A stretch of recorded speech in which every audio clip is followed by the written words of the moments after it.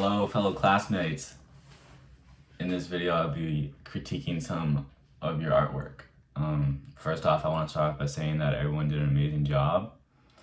It all looked really good and I was really impressed. With that being said, I will start by critiquing Chantel's artwork.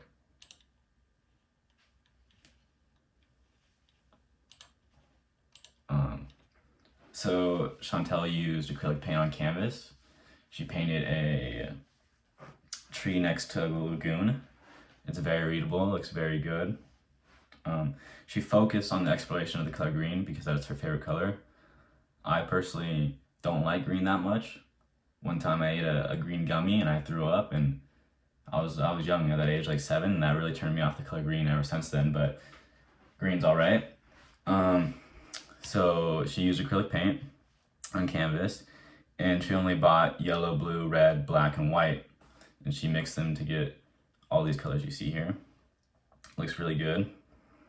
So obviously she uses multiple shades of green in the leaves, as you can see. I'm curious to see, or to know, whether any of these rows of green are the same color or if they're all different. It'd be very interesting to find that out. So these leaves drape over half of the canvas, almost like a curtain. It looks very nice. I really like the way that looks. And the stroke she used to apply the leaves is very elegant, very lightweight, as it would appear with the bristles. You can see the bristles on the end like that. Looks really nice. I really enjoy that, as well as the stroke's very uniform throughout the whole leaf pattern. Each stroke looks very similar. It looks really nice. And then I love the color of the water in the sky. I mean, I love blue. It's my favorite color, and the shading is phenomenal, particularly right here in this right section. I mean, the shading, it looks like I'm looking at the sky. It looks amazing. I love that. It's awesome work. The only thing I would recommend is focusing on this horizon and the shoreline. It's a little wonky. I would recommend making it straighter, but again, that's up to the artist and what they want to do.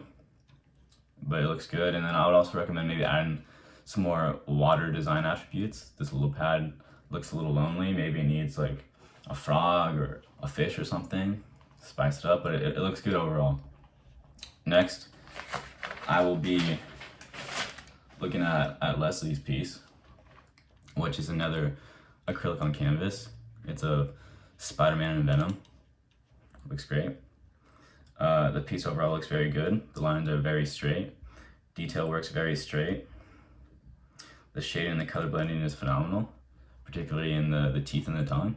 I mean, this tongue is just like, I can never replicate that. That looks awesome.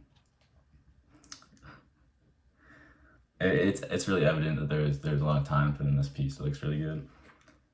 And then I love the background colors, the contrast with the background colors in the front portrait. It looks great.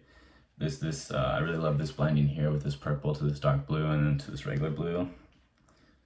It looks great. It's a painting of Spider-Man and Venom, obviously, a juxtaposition of good and bad. More than anything, it's supposed to express her love for the Marvel Cinematic Universe, which I think it does. I also like the Marvel Cinematic Universe. I won't say I love it, but I recently watched Spider-Man, The Amazing Spider-Man, and that was good. I liked it a lot. I've also seen Into the Spider-Verse. That one was good too. I really like that one a lot too. I mean, it looks great. That's all I gotta say. The only thing I could recommend doing would be maybe cleaning up these white spaces here. Obviously, that's not very hard. It just takes time. But overall, it looks good. Lastly, I'll be looking at Layla, and she did a digital art piece here. It's of a fist clenched with many names in the fist, and the fist is actually a Black Lives Matter hand symbol. It's inside the fist are the names of activists and survivors of the movement. It's a really good piece. It's awesome political piece, really powerful. I like that a lot. But the media is digital art.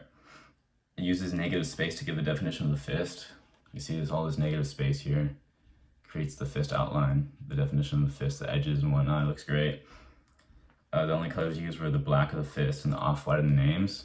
So very limited there, very simplistic.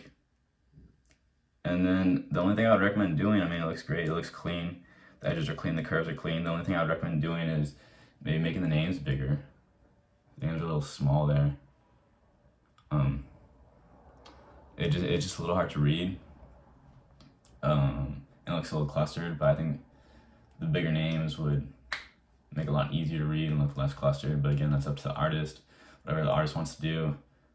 It could be like about showing volume, you know. All these names shows volume of everybody in the movement, how big it is and whatnot. It looks good though. And then obviously I really like the piece. I'm all about the Black Lives Matter movement. I also made a piece for Trayvon Martin, and then I was planning on printing it was also a digital media piece. So I was planning on, it was a design, a t-shirt design. I was planning on printing that on a t-shirt and selling the t-shirts, and then donating all the revenue generated from the t-shirt sales to the Trayvon Martin Foundation. But I never made it that far. But this is awesome. I mean, I don't really have much else to say. I mean, it was great work by everybody. I really enjoyed looking at your guys' art pieces. You guys are really talented and great work.